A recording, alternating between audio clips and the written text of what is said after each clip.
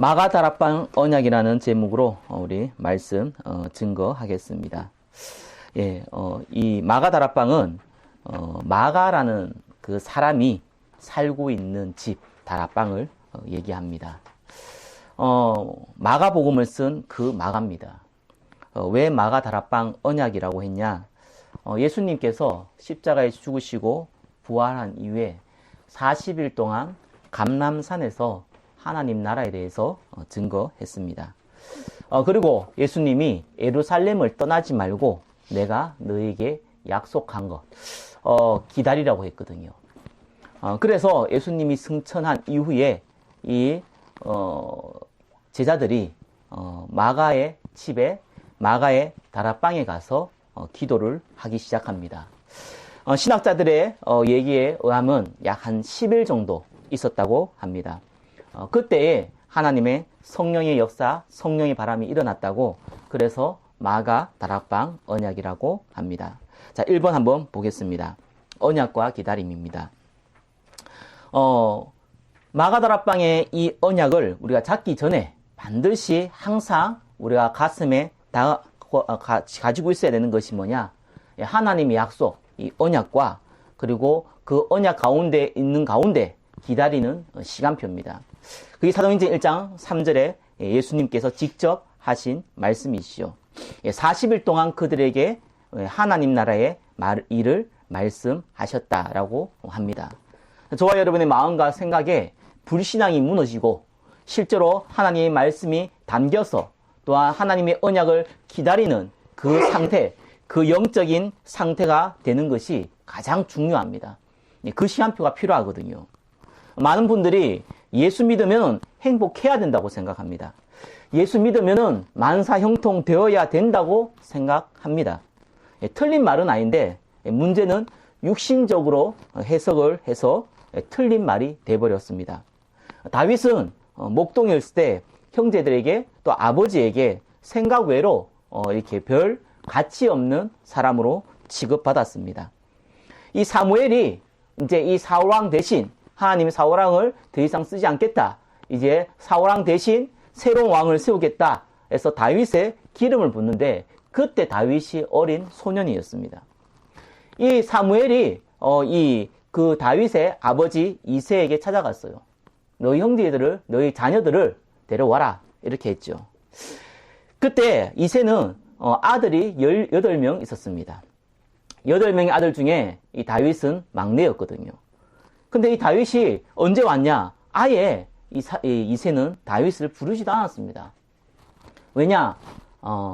나이도 일단 어릴 뿐더러 별로 가정에서 가치 없는 사람으로 취급받았기 때문이거든요. 그래서 뭐 하러 보냈냐? 양은 치야 되니까 양치기로 저 가 있으라 이렇게 보내버렸어요.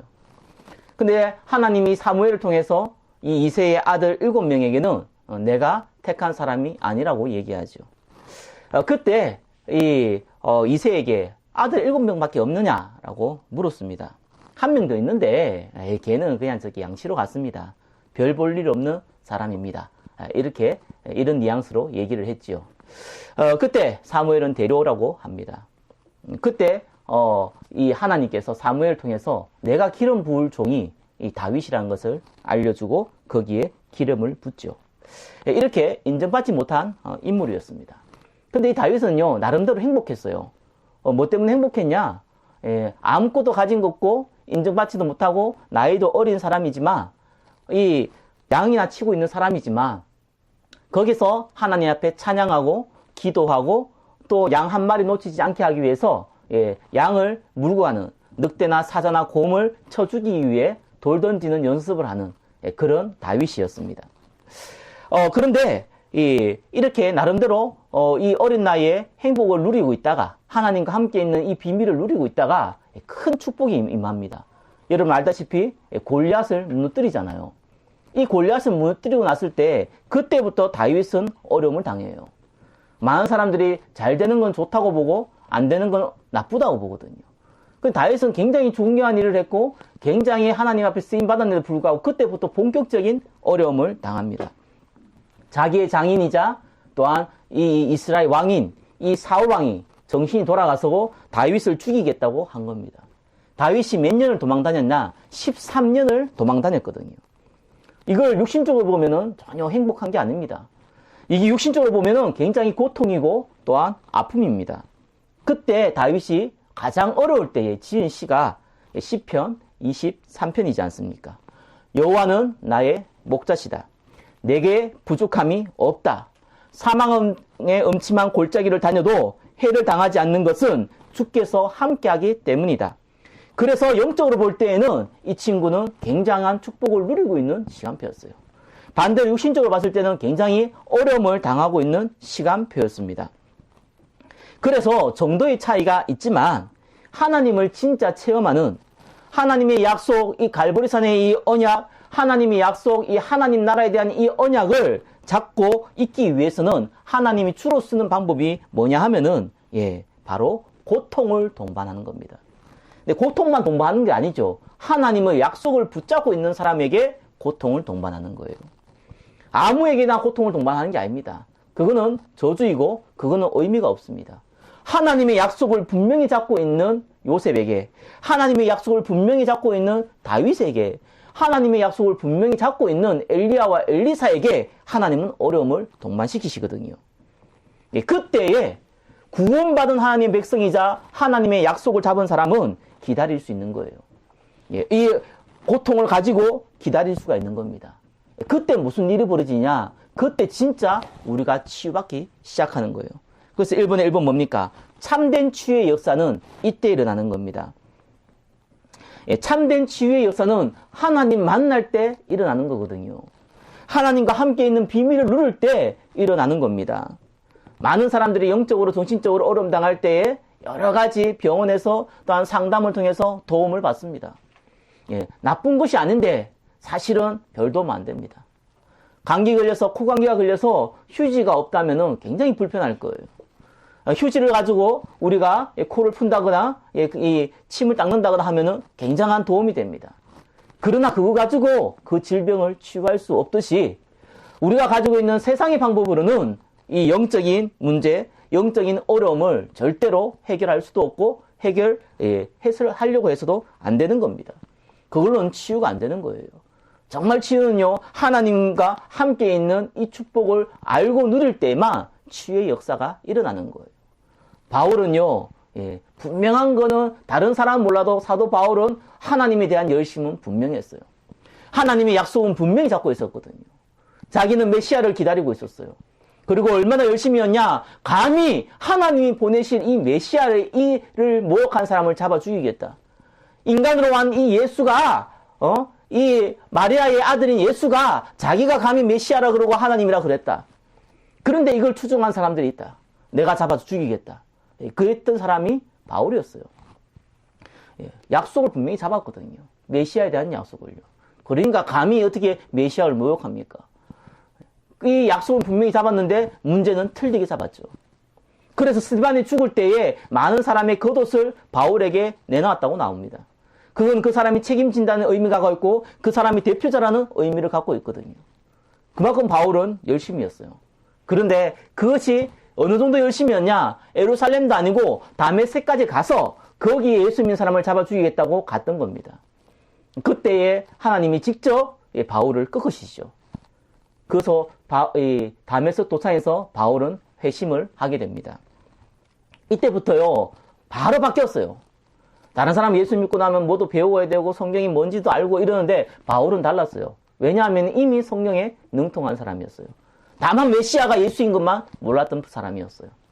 그러니까 알자마자 바로 그날 이 다메섹 도상에서 예수가 그리스도인 것을 증거했던 인물입니다. 이렇게 치유의 역사는 이렇게 일어나는 거예요. 우리는 영적으로, 정신적으로, 육신적으로 많은 치유의 힘이 필요합니다. 우리는 힐링이 필요합니다. 그러나 그 어떤 것도 우리를 힐링시켜 줄 수 없습니다. 예수 그리스도와 함께 있는 비밀이 아니면은 사실상 힐링 안 돼요. 여행 다니면 피곤해요. 돈 쓰고 나오면 타락해요. 잠시 쾌락을 누릴 수 있지만 우리는 그 다음에 오는 허무함이 더 크는 겁니다. 갈등과 어려움은 더 커지는 겁니다. 왜요? 치유가 안 되니까요. 치유가 안 되면 내한테 조금만 고통이 오면요 못 견뎌요. 왜요? 하나님과 함께 있는 비밀이 없잖아요. 하나님과 함께 있는 비밀이 있으면은 죽음 앞에서 기쁠 수 있거든요. 감사할 수 있거든요. 육신은 어려울 수 있지만 내 마음은 하나님 앞에 기쁠 수 있거든요. 그 비밀이 없잖아요. 그래서 우리는 반드시 이 언약 안에 있는 축복을 먼저 누리셔야 돼요. 1번에 2번 뭡니까? 이때부터 영안이 열려요. 문제와 사건에 대한 해석이 그때부터 진짜 시작되는 겁니다. 스데반이 돌로 맞아 죽여가지고 예루살렘에 있는 모든 예수 믿는 유대인들은 쫓겨나게 되었어요. 예수 믿는 유대인들은 잡혀서 죽게 되었어요. 그런데 그 일로 말미암아 하나님께서 이 예루살렘에 흩어서 유대인뿐만 아니라 유대인이 아닌 헬라인에도 복음 증가하게 만드셨어요. 그래서 만든 것이 안디옥 교회입니다. 하나님께서는 환란을 통해서 복음을 증가하게 하셨거든요.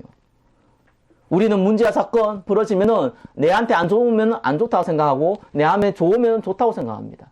육신적으로 도움되면 좋다 생각하고 육신적으로 도움 안 되면 안 좋다고 생각합니다. 예, 그런 영향을 갖고 있어요. 세상이 주는 영향, 사단이 주는 영향, 이 세상의 안목을 갖고 우리는 판단을 하거든요. 성경은 그런 얘기 하지 않습니다. 왜 하나님께서 이 문제를 주셨냐? 왜 하나님께서 이 사건을 주셨냐? 구원받은 하나님 백성에게, 머리카락 하나도 세심받은 하나님의 백성에게, 천국 배경을 갖고 있는 하나님 백성에게 왜 이 문제를 주셨냐? 그것이 진짜 영안이에요. 이 영안이 없거든요. 그러니까 심심하면 흔들리는 겁니다.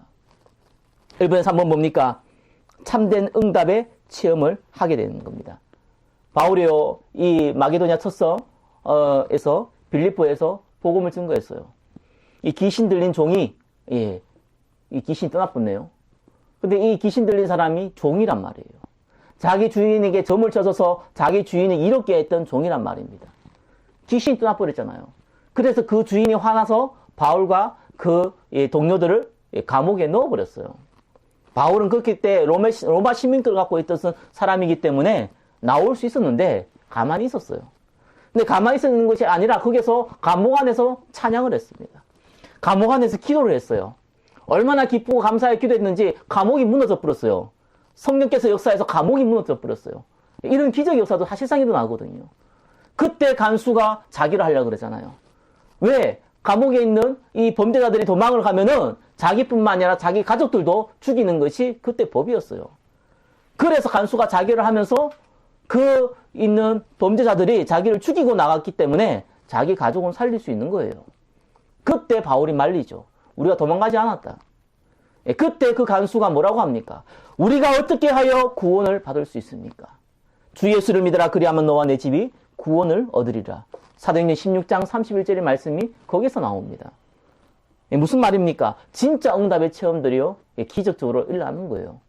내가 어떤 상황과 상관없이 하나님과 함께 있는 비밀을 누릴 때에 하나님은 때에 따라서 기적의 역사를 일으키시는 겁니다. 공통점이 있잖아요. 어려웠어요. 공통점이 있잖아요. 하나님의 약속은 반드시 성취된다는 이 분명한 확신이 있었어요.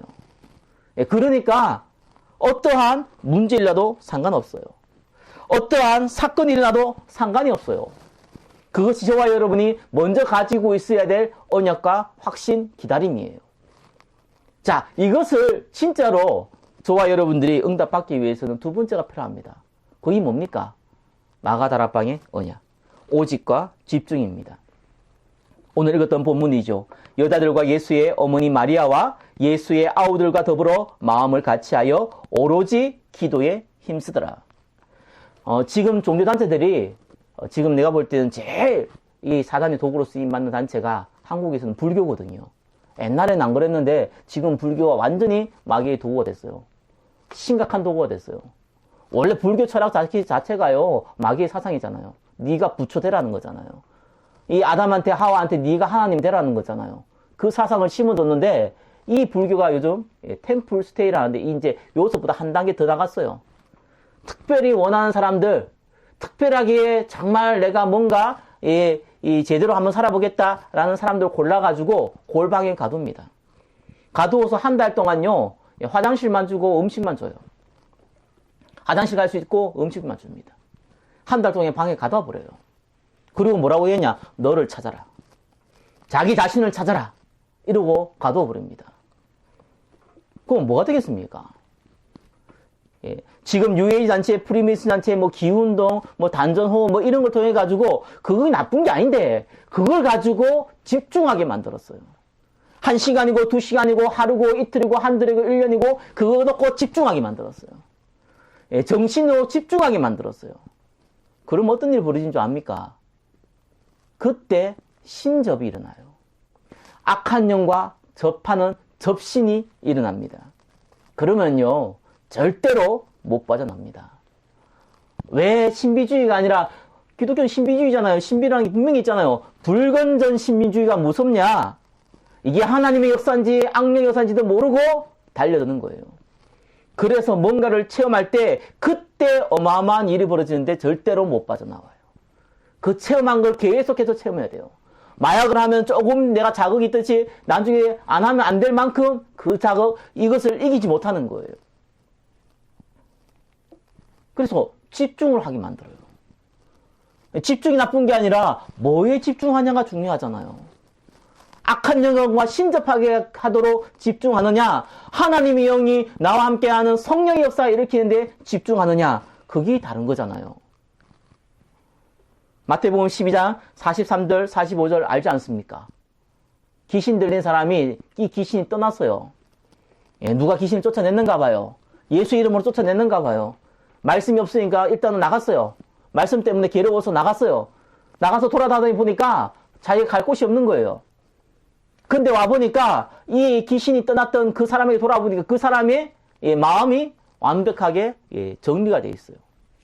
무슨 말입니까? 거기에 정리가 되어 있어요. 거기에 율법이 들어갔고 거기에 다른 것에 있어서 들어가 있었어요. 그러니까 어떻게 합니까? 자기보다 악한 귀신 7을 데리고 들어갔어요. 우리는 잘 알아야 되거든요. 다른 게 들어간 거예요. 다른 걸로 집중한 거예요. 그러면 악한 귀신 7이 들어갑니다. 8귀신에 잡힌 사람. 그래서 이 지금 형편, 나중 형편이 지금보다 더 악하게 됐다.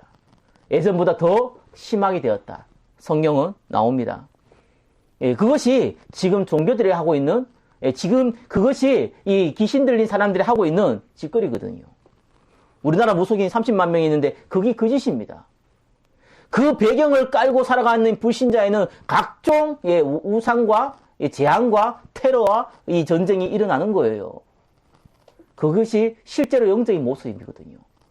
구원받은 하나님의 백성이 하나님께서 뭐라고 그랬냐? 예수님께서 직접 뭐라고 그랬냐? 예루살렘을 떠나지 말고 집중해라. 예루살렘을 떠나지 말고 오직 성령이 너에게 임하도록 집중해라. 그게 하나님의 방법이거든요. 귀신 들린 자가 집중해서 신접을 하는 것이 아니라 하나님의 자녀가 구원받은 하나님의 성도가 하나님의 역사를 놓고 집중할 때에 하나님의 성령의 바람이 부는 겁니다. 그래서 2분의 1번이 뭡니까? 성령의 인도와 확신이 생기는 거예요. 마게도냐 아시아로 하려 했던 바울을 막으시고 마게도냐 보낼 때에 바울이 집중을 했어요. 복음 전하려고 했는데 하나님이 복음을 막으시고 털었어요. 집중했어요.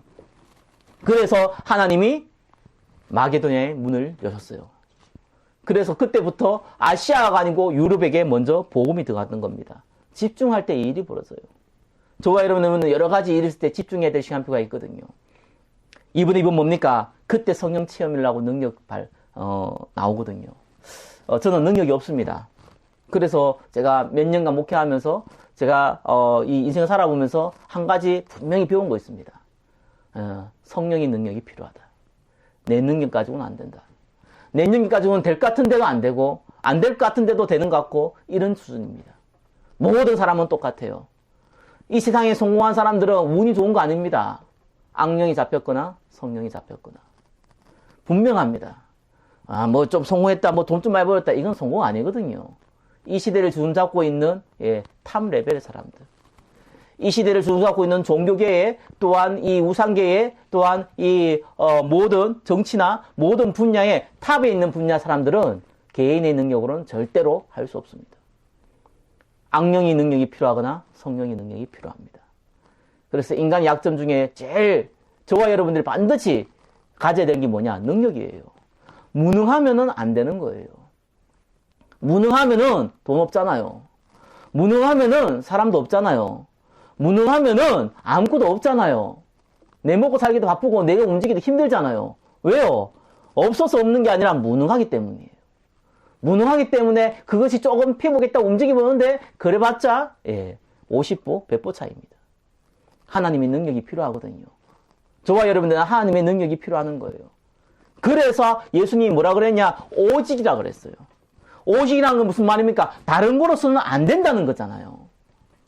내 능력으로는 안 된다는 거잖아요. 공부해서는 되는 게 아니라는 거잖아요. 성경 많이 읽어서 되는 게 아니라니까요. 내가 열심히 일한다고 해서 되는 게 아니라니까요. 오직 성령이 너희에게 임하시면 이 오직이라는 게 필요한 거예요. 어떻게 해요? 집중하고. 불신자도 집중하잖아요. 모든 크고 작고한 성공 사람들 다 집중하잖아요. 오직 성령으로 집중하는 시간분. 그때 무능이 해결됩니다. 2분의 3분 뭡니까? 어느 정도 무능이 해결되냐? 바울은 로마로 가려고 했는데 제수의 몸으로 갔어요. 황제 가이사에게 재판을 받기 전에 가택 연금됐어요. 다행히 감옥에 안 들어가고 옆에 도와준 사람들이 많아서 가택에 연금됐어요. 그런데 나갈 수 없잖아요. 집을 못 나가요. 그런데 손님들은 받을 수 있어요. 수많은 제자들이 그때 글로 찾아와요. 그래서 저와 여러분의 미래가 제자의 축복을 누리는 겁니다. 제자를 살리는 축복을 누리는 겁니다. 언제요? 집중할 때요. 바울이 로마로 가기 위해서 집중할 때요. 이런 일이 벌어진 거거든요. 그때 저와 여러분들은 세 번째, 유일성과 재창조의 능력을 체험하게 되는 겁니다. 나의 것과 현장이 연결되어져요. 요셉이 어떤 일이 벌어졌습니까? 노예로 갔고 감옥에 갔잖아요. 요셉이 가지고 있는 달란트, 남꿈 해석해주는 달란트, 별로 감옥에 있어서 가치 없는 달란트, 별로 사람들에게 인기 없는 달란트, 별로 능력 없는 달란트. 그런데 하나님은요, 그거 하나 가지고 현장과 연결시킵니다. 그 현장이 누굽니까? 바로라는 현장. 이집트의 최고의 왕이었던 바로 왕이라는 그 현장과 연결시키는 거예요. 하나님 살아계신 증거를 저와 여러분 통해서 반드시 보입니다. 그걸 보고 유일성이라고 합니다. 저의 능력이 있는 게 아니라 저와 여러분 가지고 있는 군뱅이도 구르는 그 재주가 있듯이 저와 여러분 가지고 있는 아무것도 쓸모없어 보이는 작은 배경들, 작은 실력들, 그거 가지고 하나님이 바로왕을 만나게 하세요. 바로왕을 갈급하게 해서 이 요셉을 만나게 하세요. 단번에 요셉은 총리가 돼버리잖아요. 하나님은 현장을 이렇게 만들어 가시는 거거든요. 이 축복을 가지고 있는 사람에게 하나님께서는 복음 가질 수 있는, 복음 받을 수 있는, 복음에 대해서 증가할 수 있는 그러한 현장으로 만들어버리는 겁니다. 내 업을 통해서요. 내 기능을 통해서요. 내 사업장을 통해서요. 그것이 유일성이고 그것이 재창조의 축복입니다. 3번의 2번 뭡니까? 제자가 연결돼요. 브리스가는요, 평신도입니다. 그렇잖아요. 이 아볼로라는 사람은요, 목회자였어요. 근데 이 브리스가가요, 아볼로를 가르칩니다. 아볼로가 얘기를 하는데, 아볼로가 자세히 모르니까 오히려 브리스가가 와서 예수 그리스도에 대한 얘기를 자세히 풀어서 설명합니다. 그래서 아볼로가요, 그때보다 본격적으로 유대인에게 이 복음 증가하는 전도자가 되었어요. 누가 했습니까? 평신도 브리스가가요. 그게 유일성이고, 그게 재창조예요. 그리고 어떻게 합니까? 선교로 연결되어져요. 로마서 16장에 있는 인물들은요, 목회자들이 아니고 다 평신도였어요.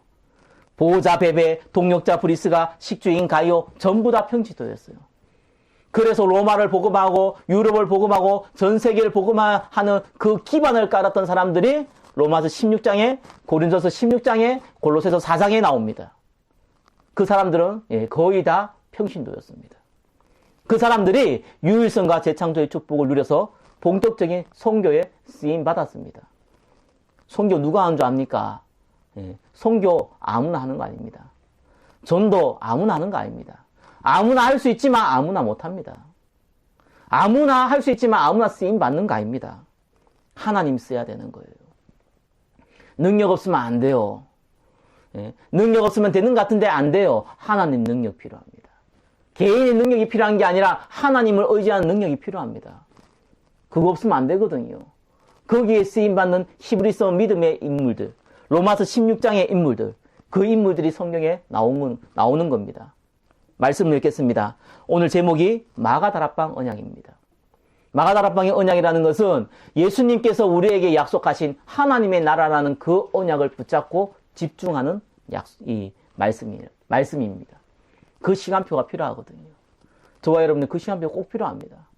예, 그것을 얼마큼 가졌냐, 그것을 얼마큼 지속할 수 있냐, 그것을 얼마큼 전달할 수 있냐에 따라서 우리의 미래가 좌우되는 겁니다. 내가 조금 뭐 했다고 천만의 말씀이요. 그거는 하나님이 볼 때 가치가 없어요. 그런데 하나님의 능력으로는 조금만 해도 하나님 볼 때는 가장 기뻐하시는 거예요. 그래서 이 시간표를 만드시기 바랍니다. 집중의 시간표를 만드시기 바랍니다. 오직의 시간표를 만드시기 바랍니다. 내 인생을 투자하는 거예요. 왜 성경에서 결단하라고 그러는지 압니까? 돈 내는데 결단하라는 줄 압니까? 열심히 살아가는데 결단하는 줄 압니까? 예배 열심히 드리는데 결단하는 줄 압니까? 아니에요. 하나님의 성령의 역사가 일어나도록 집중하라는 거예요. 이 축복이 한 주간 저와 여러분 현장에 응답받기를 예수 그리스도의 이름으로 축원합니다.